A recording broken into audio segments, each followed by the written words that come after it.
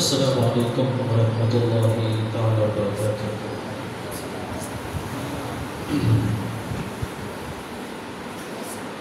Alhamdulillah,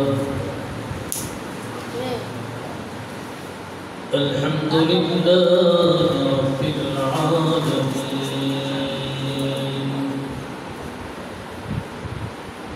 wal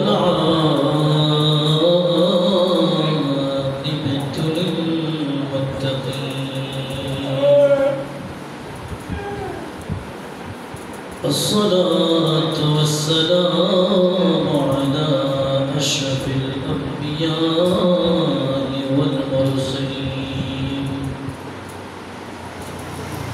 وعلى آله وأصحابه وعلماء أهل سنته والناس أجمعين. فقد قال الله تعالى عز وجل في كلامه المجيد والفرقان الحميد: فأعوذ بالله من الشيطان الرجيم. بسم الله الرحمن الرحيم. واصبر نفسك مع الذين يدعون ربهم بالغداة والعشي. صدق الله العظيم وصدق رسوله النبي الحبيب الكريم، ونحن على ذلك من الشاهدين والشاكرين، والحمد لله رب العالمين. فقد قال الله تعالى عز وجل في شان حبيبه ومعشوقه ومحبوبه ومحبوب قلوبه مقبلا وآمرا: إن الله وملائكته يصلون على النبي يا أيها الذين آمنوا صلوا عليه وسلموا تسليما. اللهم صل على سيدنا مولانا محمد وعلى آل سيدنا مولانا.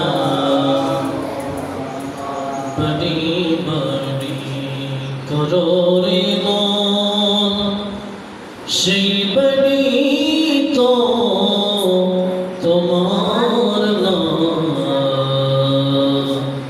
আসল बड़ी কবর হবে, মাটি হবে বিছানায়। আল্লাহুম্মা সাল্লি আলা سيدنا مولانا محمد وعلى سيدنا مولانا. تدو گلو تدو گلو کیوں تو فیرے ہیلو نا পরে সবাই যাবে, কেউ তো রয়ে যাবে না।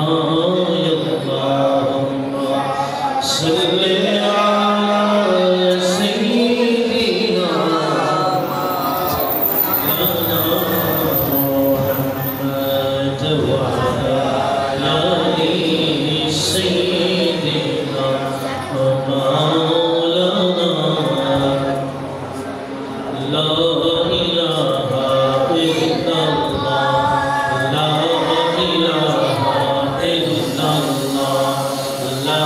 إله إلا الله لا إله إلا الله لا إله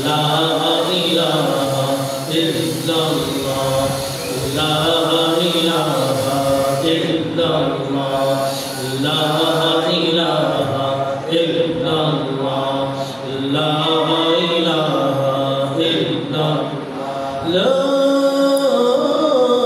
إله إلا الله محمد رسول الله صلى الله عليه وسلم الله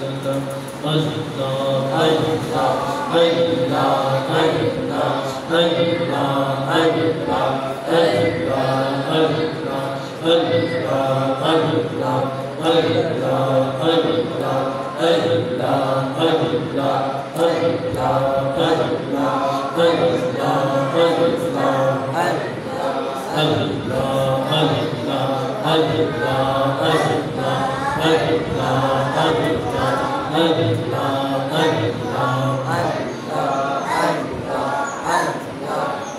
الله لا إله إلا الله محمد رسول الله صلى الله عليه وسلم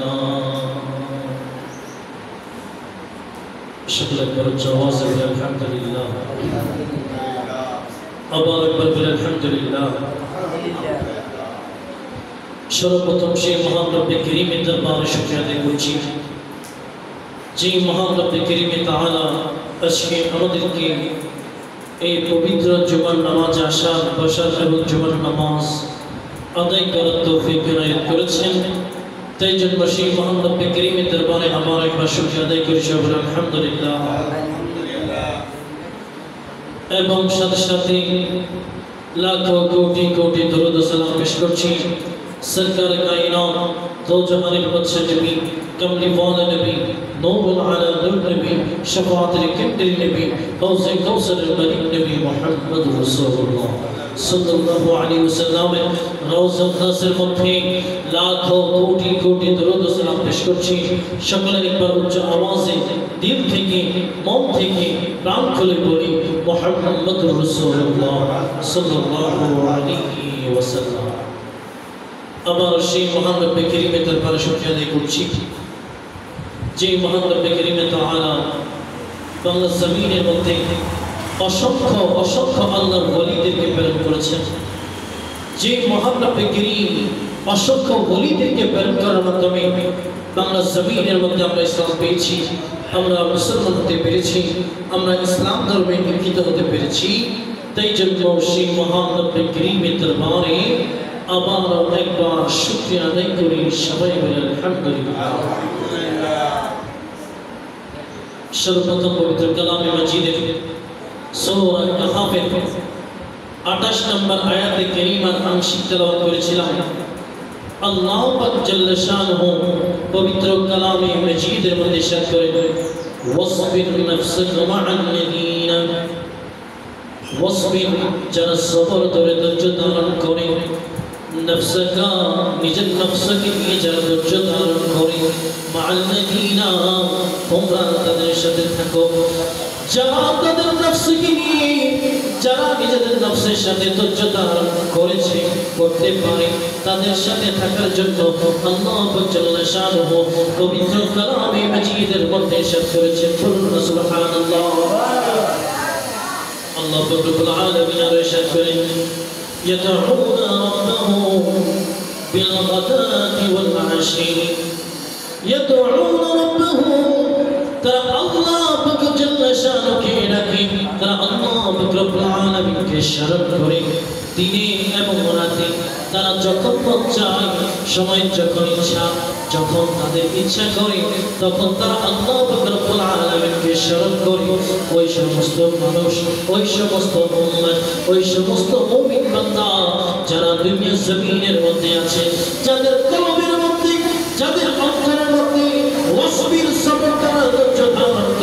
রয়েছে আল্লাহ জাল্লা শাআনহু বলতেছে তাদের সাথে তোমরা চলো তাদেরকে তোমরা অনুসরণ করো তাদের সাথে তোমরা থাকো বলুন না সুবহানাল্লাহ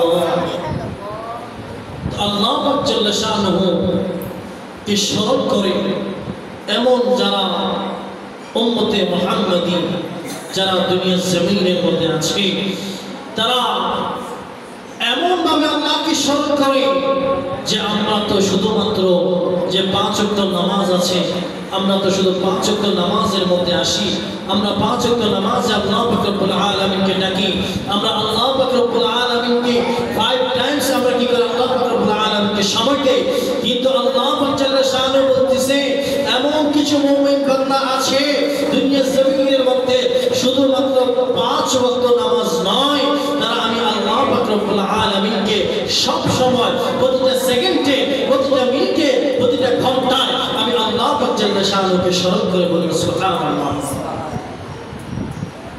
এখন আসেন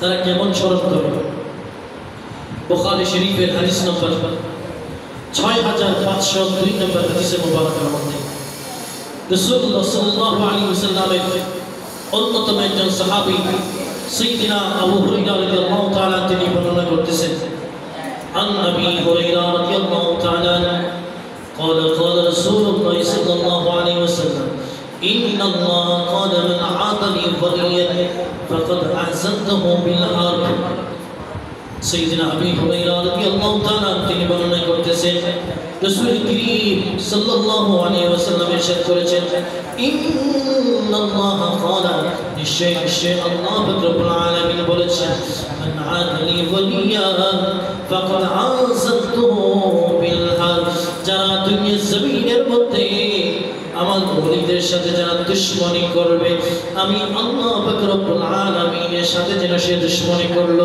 বলুন আউযুবিল্লাহ যারা আল্লাহর ওলিদের সাথে গোশতাকি করলো আল্লাহর ওলিদের সামনে বেয়াদবি করলো আল্লাহর ওলিদেরকে কটাক্ষ করলো তারা যেন আমি আল্লাহ পাক রব্বুল আলামিনের সামনে গোশতাকি করলো আল্লাহ পাক রব্বুল আলামিনের সামনে কি করলো গোশতাকি করলো কেমন গোশতাকি وما تقرب إلى العبد بشيء أحب إلى مما افترضت عليه وما يزال عبدي يتقرب إلى بالنوافل الله جل شانه বলতেছেন وما تقرب إلى عبدي আমার বান্দা আমার কাছে আসে বিশেষ যে কোনো বস্তু দিয়ে যে কোনো জিনিসের মাধ্যমে আমার বান্দা আমার কাছে আসে আহাব্বা ইলাইয়া এবং আমি আল্লাহ রব্বুল আলামিনকে ভালোবাসি ইফতারাত আলাইহি ওয়া মা ইয়াজালু আবদি এবং আমি আল্লাহ রব্বুল আলামিনের কাছে আসতে চাই আর কাছে আসতে চাই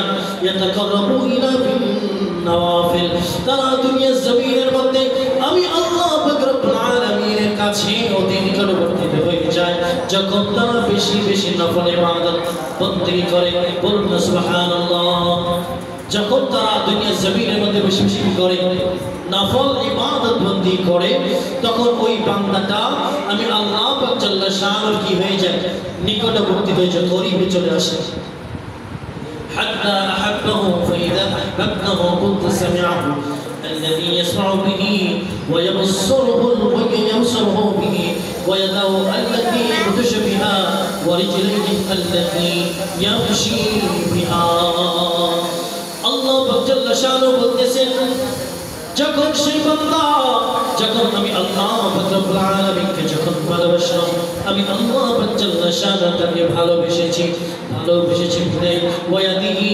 যখন সে তার হাত যখন সে কাজ করে দুনিয়া জমিনের মধ্যে তার হাত দিয়ে যখন কাজ করে সেই হাতটা আমি আল্লাহ রব্বুল আলামিনের হাত হয়ে যায় বলুন সুবহানাল্লাহ সেই হাতটা কি হয়ে যায় আল্লাহ রব্বুল আলামিনের হাত হয়ে যায় শুধুমাত্র তাই নয় ওয়ায়াবসুরু বিহি দুনিয়া জমিনের মধ্যে সে যখন থেকে সে চোখটা আমি আল্লাহ পাক রব্বুল আলামিনের চোখের মতো হয়ে যায় বলুন না সুবহানাল্লাহ ওয়ারিজলাইহি এবং দুনিয়া জমিনের মধ্যে সে যে হাঁটা চলা করে তার হাঁটা চলার ধরনটা আমি আল্লাহ পাক জাল্লা শাআনুহুর মতো হয়ে যায় বলুন না সুবহানাল্লাহ বান্দা যখন আল্লাহ হয়ে যায় তখন আল্লাহ বলতেছে তার হাঁটা চলা বসা কথা দেখা সবকিছুই আমি আল্লাহ পাক রব্বুল আলামিনের হয়ে যায়। বলুন সুবহানাল্লাহ।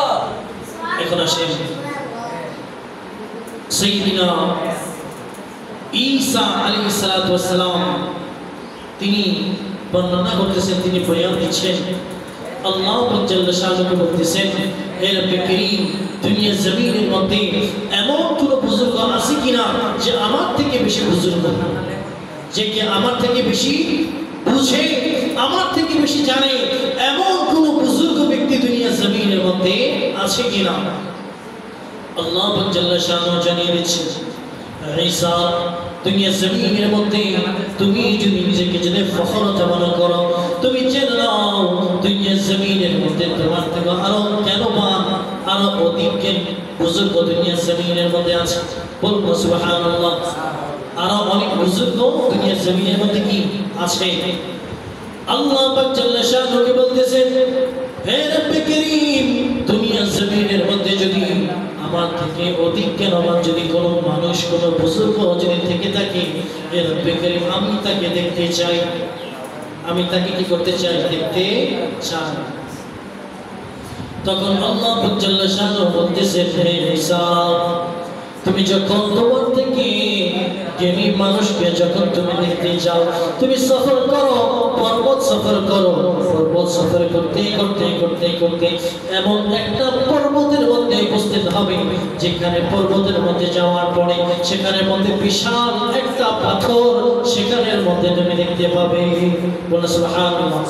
পর্বত হাঁটতে হাঁটতে কয়েকটা পর্বত হাঁটার পরে বড় একটা পাথরকে সেখানের মধ্যে তুমি দেখতে পাবে।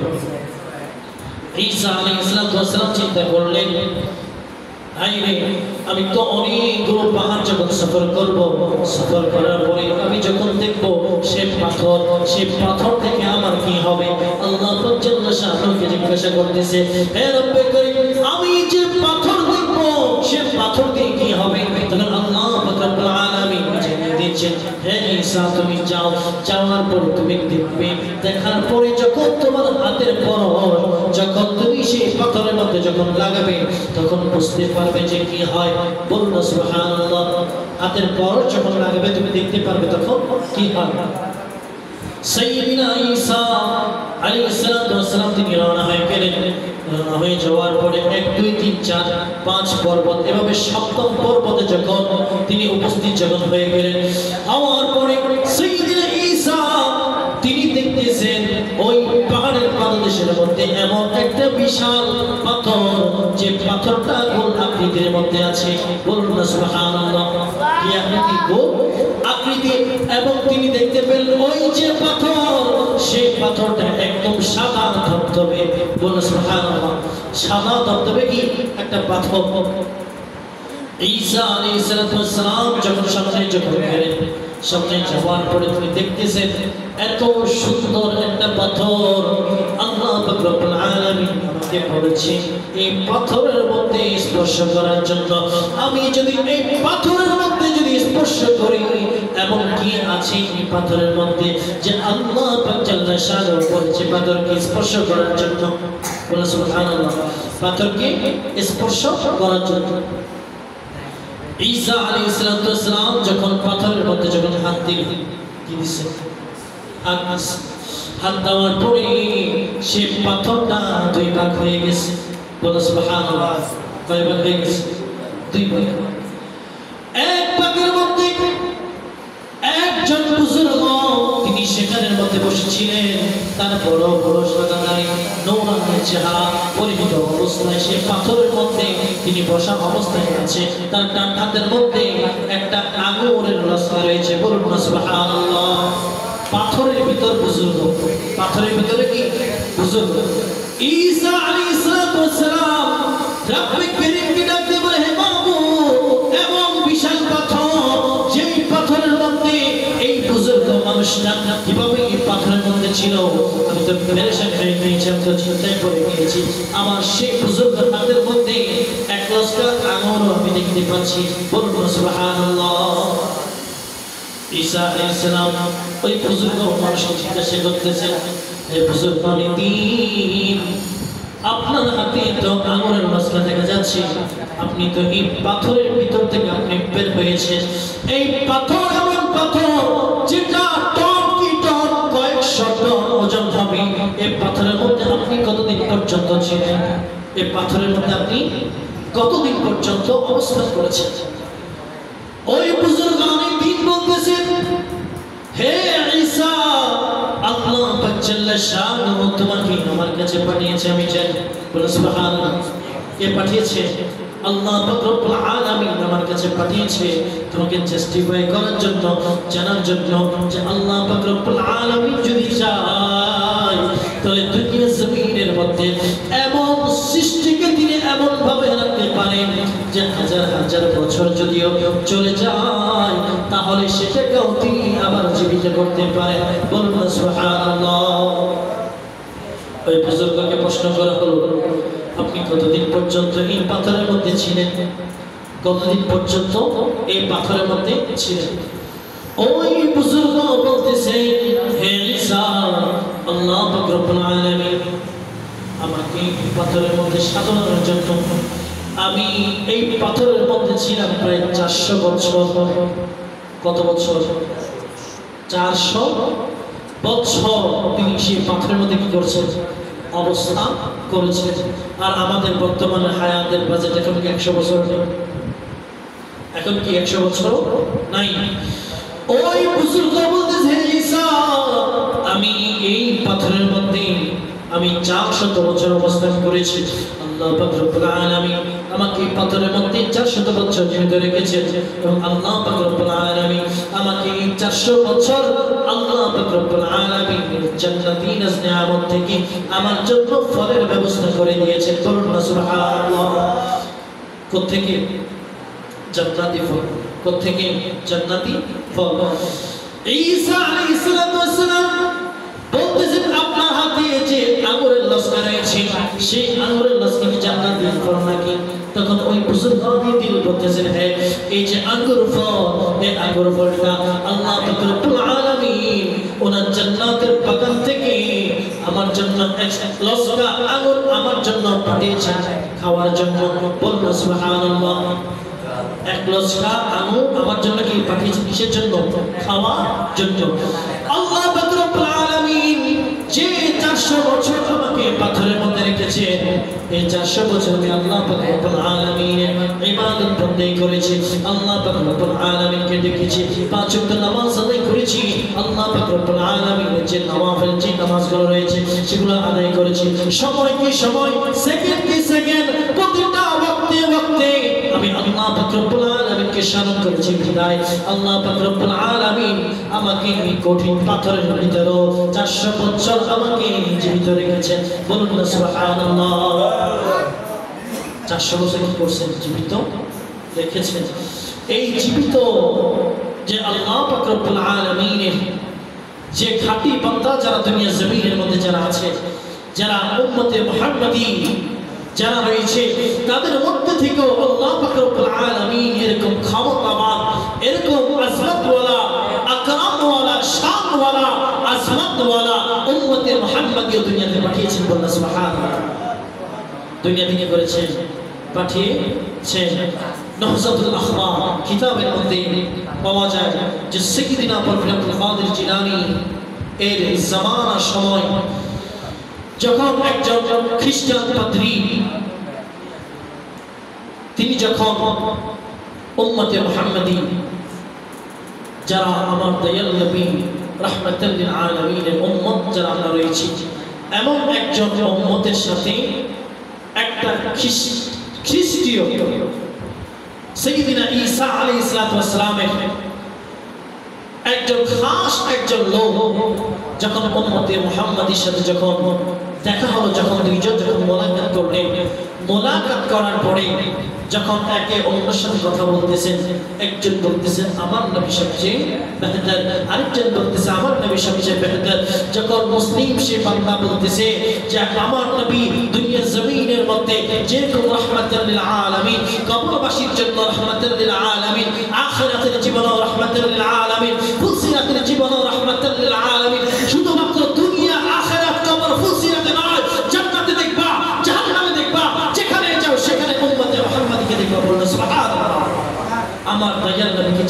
পাশে এখানে কি করবে দেখবে মা ফাতেমা জিজ্ঞাসা করতেছে যে ইয়া রাসূলুল্লাহ ইয়া হাবিবাল্লাহ যখন ফুলসিরাতের ময়দানে জাহান্নামের মধ্যে যখন আপনার উম্মতরা জাহান্নামে যাবে ফুলসিরাত পার হবে বিভিন্ন জায়গায় যখন থাকবে ইয়া রাসূলুল্লাহ ইয়া হাবিবাল্লাহ তখন আপনি একজন হয়ে কিভাবে এতগুলো বিষয় সামলাবেন তখন আমার দয়াল নবী বলতেছে ফাতেমা রে আমি দুনিয়ার জমিনের মধ্যে আমার উম্মতগুলোকে খুবই মায়া করি আমার উম্মতগুলোকে খুবই ভালোবাসি যদি তারা একই টাইম যদি বিভিন্ন জায়গায় যদি মুসিবতের মধ্যে পড়ে আমি রাহমাতাল লিল আলামিন সব জায়গায় একই টাইম চলে যাব বলুন সুবহানাল্লাহ তিনি হচ্ছেন জামা রাহমাতাল লিল আলামিন মা ফাতেমা বলতেছে হে ফাতেমা তুমি আমাকে এখনো চিনতে পারো নাই যে আমি রাহমাতাল লিল আলামিন আমার উম্মতের জন্য কতটুকু মায়া কতটুকু মহব্বত আমার উম্মতের জন্য আমি করি বলুন সুবহানাল্লাহ তো পরে আব্দুল কাদের জিলানী রাহিমাহুল্লাহ জামানার সময় যখন দুইজন যখন পাকড়াও যখন করতেছে কথোপকথন যখন করতেছে তখন ঈসা আলাইহিস সালামের যে একজন অনুসারী সে বলতেছে যে ঈসা আলাইহিস সালামের জামানার সময় ঈসা আলাইহিস সালাম তিনি মৃতকে জীবিত করেছেন যারা অন্ধ ছিল তাদের আবার চোখ ফিরিয়ে দিয়েছেন যারা বোবা ছিল তারা কথা বলতে পেরেছে যারা ল্যাংড়া ছিল তাদেরকে আবার ঠিক করে দিয়েছেন আল্লাহ পাক রব্বুল আলামিন সেই ক্ষমতা দিয়েছেন এখন উম্মতে মুহাম্মাদিনী যে লোকটা সেটা বলতেছে ঈসা আলাইহিস সালাম প্রকাশ্যে সমস্ত কিছু করেছে আল্লাহ পাক রব্বুল আলামিন সমস্ত মুজিজাত তাকে দিয়েছেন ঈসা আলাইহিস সালামকে কিন্তু উম্মতে মুহাম্মাদি আমার নবী রাহমাতাল লিল আলামিন আমার নবীর মুজিজা দুনিয়ার জমিনের মধ্যে এত বেশি যে সমস্ত নবীকে একসাথে করলে সমস্ত নবীর মুজিজা যদি একসাথে করা হয় তাহলে আমার মুস্তাফার মুজিজা সমান হবে না বলুন সুবহানাল্লাহ আমার মুস্তাফার মুজিজা কি হবে না সমান হবে না এখন যখন কথা বলতে এক পর্যায়ে ওই উম্মতে মুহাম্মাদি মুসলিম যে মানুষটা সেটা আর কথায় আর পেরে উঠতেছে কথায় কি পেরে উঠতেছে না কার সাথে ওই ঈসা আলাইহিস সালামের যে অনুসারী ছিল তার সাথে এমন সময় সাইয়্যিদিনা আব্দুল কাদের জিলানী রাহিমাহুল্লাহ তিনি যখন রাস্তার মধ্যে দেখলেন দুইজন যখন কথা বলতেছে সাইয়্যিদিনা আব্দুল কাদের জিলানী গেলেন জবাব করে জিজ্ঞাসা করলেন হে ভাইরা আপনাদের মধ্যে এমন কি কথা হচ্ছে যে বিষয় নিয়ে আপনারা একে অপরের কাছে পাকড়াও করছেন কেন তখন ওই ঈসা আলাইহিস সালাম অনুসারী বলতেছে যে আমি ওনাকে বলেছি যে আমার নবী ঈসা আলাইহিস সালাম শ্রেষ্ঠ উনি বলতেছে যে আমার রাহমাতুল লিল আলামিন শ্রেষ্ঠ বলুন সুবহানাল্লাহ যে নবীর অনুসারী তিনি কি তাকে কি করছেন শ্রেষ্ঠ হিসেবে কি করছেন দাবি করছেন এখন মুহজাতুল আখিয়ার কিতাবের মধ্যে বর্ণনা করতেছেন যে আব্দুল কাদের জিলানী তিনি বলতেছেন ঈসা আলাইহিস সালাম ওনার জামানার সময় বেহতর ছিলেন বলুন সুবহানাল্লাহ উনি ওনার জামানার সময় কি ছিলেন শ্রেষ্ঠত্বের অধিকারী ছিলেন যখন আমার দয়াল নবী যখন দুনিয়ার জমিনের মধ্যে যখন তাশরীফ যখন এনেছেন তাহলে আমার দয়াল নবীর উম্মত হওয়ার জন্য সাইয়্যিদিনা ঈসা আলাইহিস সালামকে আল্লাহ পাক রব্বুল আলামিন আসমানে নিয়ে গিয়েছেন বলুন সুবহানাল্লাহ ঈসা আলাইহিস সালাম বলেছেন হে আল্লাহ পাক রব্বুল আলামিন আমি নবী হয়ে থাকতে চাই না আমি দুনিয়ার জমিনের মধ্যে আরেকবার উম্মতে মুহাম্মাদি হয়ে আসতে চাই বলুন সুবহানাল্লাহ সে ঈসা আলাইহিস সালাম কি উম্মতে মুহাম্মাদি হয়ে দুনিয়াতে আসার জন্য আল্লাহ পাক রব্বুল আলামিনকে ফরিয়াদ করেছেন আল্লাহ পাক কি করেছেন কবুল করেছেন এখন এই কথা যখন ওই ঈসা আলাইহিস সালাম অনুসারীকে যখন বলতেছে তখন তিনি বলতেছেন যে ঈসা আলাইহিস সালাম তো তিনি তো অনেক মৃত মানুষকে জীবিত করেছেন আমার দয়াল নবী তো এরকম মুজিজা খুবই কম তিনি দেখিয়েছেন তখন আব্দুল কাদের জিলানী বলতেছেন যে আমার দয়াল নবী তিনি যদি চাইতেন আল্লাহ পাক রব্বুল আলামিন যদি বলতেন যে আমার বন্ধু এটা চাইবে আমি আল্লাহ পাক রব্বুল আলামিন সেটাই করে দিতাম বলুন সুবহানাল্লাহ সেটাই কি করে দিতাম যদি আমার দয়াল নবী যদি চাইতো যে উম্মতে মুহাম্মাদির সারা জীবন থাকার জন্য আমি আল্লাহ পাক রব্বুল আলামিন তাই করে দিতাম বলুন সুবহানাল্লাহ কিন্তু আমার দয়াল নবী সেটা চায়নি। আমার দয়াল নবী দুনিয়া জমিনের মধ্যে এসেছে শুধুমাত্র উম্মতের গুনাহগুলো ক্ষমা করার জন্য। উম্মতের জন্য তিনি দোয়া করেছেন আল্লাহ পাক রব্বুল আলামিনের কাছে, যেন আল্লাহ পাক রব্বুল আলামিন উম্মতের গুনাহগুলো যেন কি করে দেন, ক্ষমা করে দেন। এখন সাইয়্যিদনা আব্দুল কাদের জিলানী তিনি বলতেছেন, ঠিক আছে, রাহমাতাল লিল আলামিন একজন উম্মত যদি চায় আল্লাহ পাক রব্বুল আলামিনের হুকুমও মৃত মানুষকে জীবিত করতে পারবে। বলেন সুবহানাল্লাহ। নুহজাতুল আখিয়ার কিতাবের মধ্যে আজ থেকে প্রায় 450 বছর আগের কিতাব, মোল্লা আল কারি রাহিমাহুল্লাহ তিনি লিখেছেন, যিনি মসজিদুল হারামাইন মক্কা এবং মদিনাতুল মুনাওয়ারা যিনি কি ছিলেন, ইমাম ছিলেন, তিনি লিখতেছেন যে সাইয়্যিদনা আব্দুল কাদের জিলানীকে নিয়ে যাওয়া হলো। ঈসা আলাইহিস সালাম ওই অনুসারী নিয়ে গেলেন এবং এক পুরাতন একটা কবরস্থানের মধ্যে নিয়ে গেলেন। নিয়ে যাওয়ার পরে তিনি বলতেছেন যে আমার যেটা ইচ্ছা আমি সেই কবরটা আপনাকে দেখাবো, আপনি সেখান থেকে কি করবেন, একটা মানুষকে উঠাবেন, উঠাই জিজ্ঞাসা করবেন যে কত বছর হয়েছে তার ইন্তেকালের বয়স, কত বছর হয়েছে। এখন সেই ঈসা আলাইহিস সালাম অনুসারী নিয়ে গেলেন 1000 বছর পুরাতন একটা কবরস্থানে নিয়ে যাওয়ার পরে তিনি যখন দেখালেন এই যে কবরটা দেখতে পাচ্ছেন, এই কবরে যে আছে তাকে তুলেন, তাকে কি তুলেন। তখন আব্দুল কাদের জিলানী বলতেছেন, কুম বিইজনিল্লাহ, আল্লাহ পাক রব্বুল আলামিনের হুকুমে কি হয়ে যাও, জীবিত হয়ে যাও। সেই কবরের মধ্যে যে লোকটা ছিল কিছুক্ষণের জন্য আল্লাহ পাক রব্বুল আলামিনের হুকুমে জীবিত হয়ে গেলেন। বলুন সুবহানাল্লাহ। এবং আব্দুল কাদের জিলানী জিজ্ঞাসা করতেছেন, আপনি যে ইন্তেকাল করেছেন আপনার বয়স কত হয়েছে? তখন বলতেছে আমার বয়স 1000-এর উপরে পার হয়ে গেছে। কত বছর?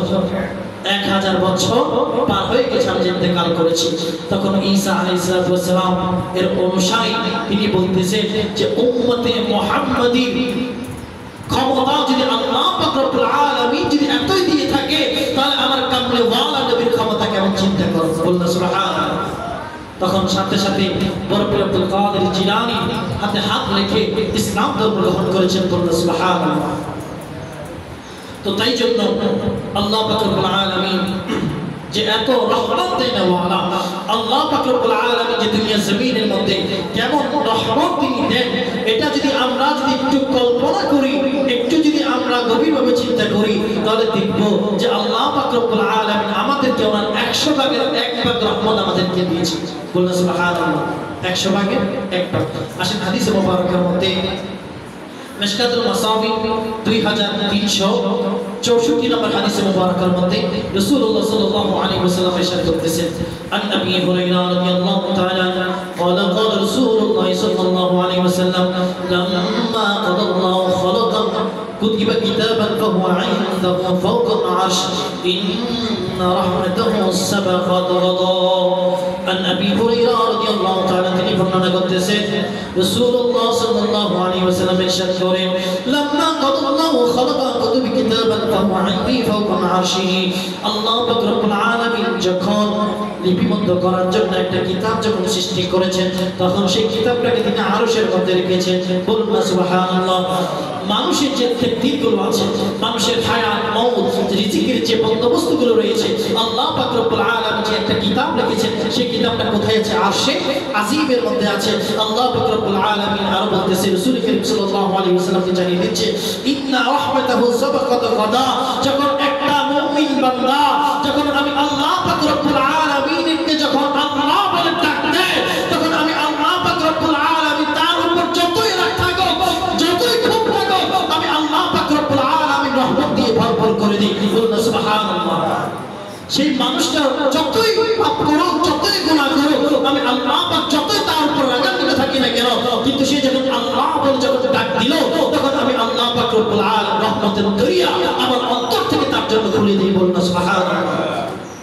অপর হাদিসে মুবারাকার মধ্যে মিশকাত শরীফের হাদিস 2365 নম্বর হাদিসে মুবারাকার মধ্যে রাসূলুল্লাহ সাল্লাল্লাহু আলাইহি ওয়াসাল্লাম আরো ইরশাদ করতেছেন আন আবি হুরায়রা রাদিয়াল্লাহু তাআলা قال قال رسول الله صلى الله عليه وسلم ان الله مئة رحمة انزل منها رحمتهم واحدا اين الجن والانس والابهاء والهوائم فيها يتعاطفون وبها يتراحمون وبها تعطف الحوائج على والديها واخر الله تعالى وتقين الرحمة يرحم بها عباده يوم القيامة রাসূলুল্লাহ সাল্লাল্লাহু আলাইহি ওয়াসাল্লামের অন্যতম একজন সাহাবী সাইয়্যিদিনা আবু হুরায়রা রাদিয়াল্লাহু তাআলা তিনি বর্ণনা করতেছেন যে ইন্নাল্লাহা মিয়াতু রাহমা নিশ্চয় আল্লাহ পাক রব্বুল আলামিনের 100 রহমত আছে কত রহমত আছে 100 রহমত আছে আনসালা মিনহা রাহমাতান ওয়াহিদ আমি আল্লাহ পাক রব্বুল আলামিন সেই রহমত থেকে শুধুমাত্র একটা রহমত দুনিয়া জমিনের মধ্যে দিয়েছি বলনা সুবহানাল্লাহ সে একটা রহমত দুনিয়া জমিনের মধ্যে আমি কি করেছি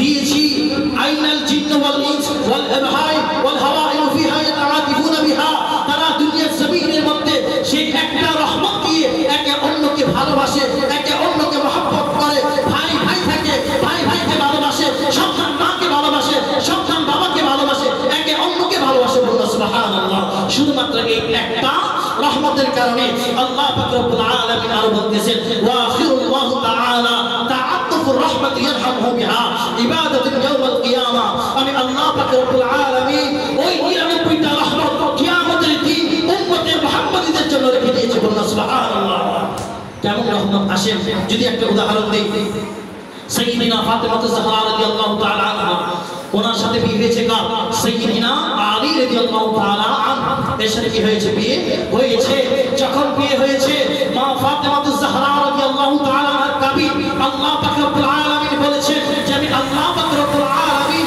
তোমার জন্য তুমি যেটা চাও আমি কাবিল হিসাবে সেটাই দিব বলুন সুবহানাল্লাহ তখন মা ফাতেমা যাহরা রাদিয়াল্লাহু তাআলা আনহা বলতেছে হে আল্লাহ পাক রব্বুল আলামিন আমি এখন আপনার কাছে কাবিল চাই না আমি কাবিলটা আপনার কাছে জমা রেখে দিয়েছি যখন সময় হবে আমি আপনার কাছে চেয়ে নিব বলুন সুবহানাল্লাহ মা ফাতেমা যাহরা রাদিয়াল্লাহু তাআলা আনহা তিনি আমার দয়াল নবীকে বলতেছেন ইয়া রাসূলুল্লাহ ইয়া হাবিবাল্লাহ আমি একটা কাবিল নাম আল্লাহ পাক রব্বুল আলামিনের কাছে রেখে দিয়েছি আল্লাহ পাক রব্বুল আলামিন বলেছে হে ফাতেমা তুমি কাবিল নাম হিসেবে যা চাইবা আমি আল্লাহ পাক রব্বুল আলামিন তাই দিয়ে দিব বলুন সুবহানাল্লাহ মা ফাতেমা যাহরা রাদিয়াল্লাহু তাআলা আনহা আমার দয়াল নবীকে বলতেছেন ইয়া রাসূলুল্লাহ ইয়া হাবিবাল্লাহ যখন কাল হাশরের ময়দানে যখন দেখব আপনার উম্মতে মুহাম্মাদের কষ্টের মধ্যে আছে আপনার উম্মতে মুহাম্মাদের যখন জাহান্নামের মধ্যে যখন যাবে আমি আল্লাহ পাক রব্বুল আলামিনের কাছে দুইটা হাত পেতে আমি বলবো হে আল্লাহ পাক রব্বুল আলামিন